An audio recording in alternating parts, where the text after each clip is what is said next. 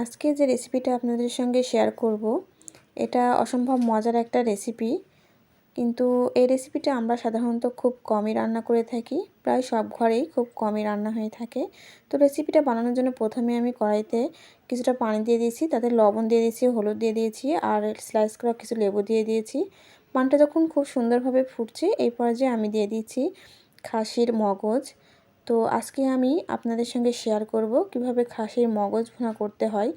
তো খাসির মগজ ভুনা করার জন্য প্রথমেই আমি মগজটাকে সুন্দরভাবে লবণ, হলুদ আর লেবুর পানির মধ্যে সুন্দর করে একটু ফুটিয়ে নিচ্ছি।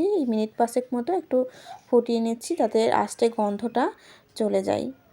তো খুব সুন্দরভাবে ফুটিয়ে নিতে হবে। আমি একটু সুন্দরভাবে ফুটিয়ে নিয়েছি। এই পর্যায়ে চুলাটাকে বন্ধ করে এগুলোকে উঠিয়ে নিচ্ছি। এগুলোকে উঠিয়ে নিয়ে এখন চুলাইতে আমি আরেকটা পাত্র দিয়ে দিয়েছি আর তাতে বেশ কিছুটা পরিমাণ তেল দিয়ে দিয়েছি। তেলটা যখন গরম হয়ে আসবে এর মধ্যে আমি কিছুটা এলাচ, ডাল, তেজপাতা দিয়ে দিয়েছি। তার সাথে বেশ কিছুটা পেঁয়াজ আর কয়েকটা কাঁচামরিচ ফালি দিয়ে দিয়েছি। পেঁয়াজটাকে দিয়ে সুন্দরভাবে নেড়েচেড়ে কাঁচা গন্ধটা চলে যাওয়া পর্যন্ত একটু ভেজে নিতে হবে। তো আমি বেশ কিছুক্ষণ ধরে ভেজে নিয়েছি। এই পর্যায়ে আমি বাটা মশলা ব্যবহার করছি। আমি এখানে 3 টেবিল চামচ মতো পেঁয়াজ পেস্ট দিয়ে দিয়েছি, তার সাথে 2 টেবিল চামচ রসুন পেস্টও দিয়ে দিয়েছি আর তার সাথে আমি অ্যাড করছি এখানে আদা পেস্ট।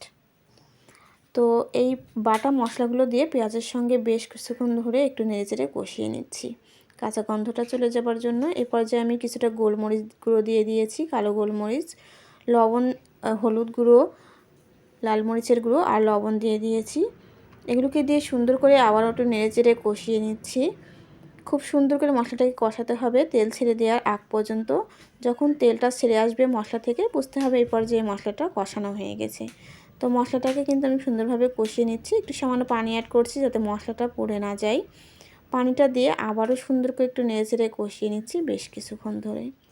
তো মশলা থেকে তেল ছেড়ে এসেছে এই পর্যায়ে কিন্তু আমি মগজগুলোকে দিয়ে দিচ্ছি। মগজগুলো আমি একটু হাত দিয়ে ছোটো ছোটো করে ভেঙে নিয়েছিলাম। খুব ছোট করে ভাঙবো না, তাতে গলে যাবে আর তাতে খেতেও ভালো লাগবে না আর দেখতেও কিন্তু অতটা ভালো লাগবে না। তো আমি কিছুটা চামচের সাহায্যেও ভেঙে নিচ্ছি, যেগুলো একটু বেশি বড় বড় ছিল, কারণ একটু আস্তে আস্তে থাকতে হবে, তাতে দেখতে ভালো লাগবে আর খেতেও সুন্দর লাগবে আর কালারটাও অনেকটাই সুন্দর আসবে। এই পর্যায়ে কিন্তু মগজ ভুনাটা আমার হয়ে গেছে। উপর থেকে কিছুটা ভাজা জিরা গুঁড়ো ছড়িয়ে দিয়ে একটু নেড়ে চেড়ে নিচ্ছি। তো এখন আমি এটাকে নামিয়ে নেব। তো মগজ ভুনাটাকে আমি নামিয়ে নিচ্ছি, একদম রেডি হয়ে গেছে। তো এই মগজ ভুনাটা কার কার পছন্দ? আমার মনে হয় প্রতিটা মানুষেরই খুবই পছন্দ, খেতে ভালো লাগে। তো অবশ্যই এই রেসিপিটা যদি ভালো লাগে লাইক, কমেন্ট, শেয়ার করে দিতে ভুলবেন না। আর আজ এ পর্যন্তই। যে যেখানে থাকবেন ভালো থাকবেন, সুস্থ থাকবেন। নতুন নতুন রেসিপি পেতে অবশ্যই পেজটাতে ফলো দিয়ে রাখবেন। আল্লাহ হাফেজ।